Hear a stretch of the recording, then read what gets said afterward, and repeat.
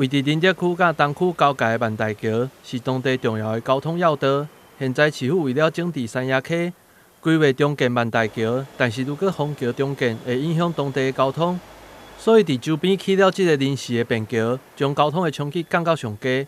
原本预定伫3月中开始改道，但现在因为这个便桥提早来完工，加上周边的管线也清扫完成，所以工务局也规划伫3月2号开始改道，开始为期3年的重建计划。万代桥它原来长度是22公尺，那改建后呢，它桥长呢会变为42.3公尺，宽度呢26.7公尺，那总经费3.7亿左右。那完工日期呢，预定是在113年5月底会完工。那主要会采半施工，所谓半施工，就是说我们先会是从桥梁的南侧先施工，那在施作完成之后再施作北侧。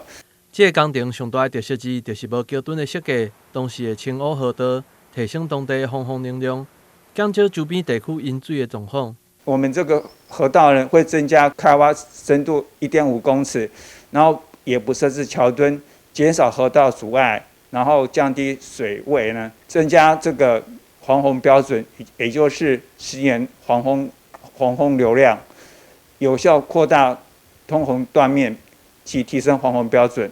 减少地区性的淹水。工务局表示，这个起好的便桥甲原本桥的跨度是同款的，袂有路面缩减的问题。施工的期间，也会安排交通人员伫上下班的时间来指挥交通，请民众经过这个便桥的时阵放慢车速，确保安全。但新闻郭博义采访报道。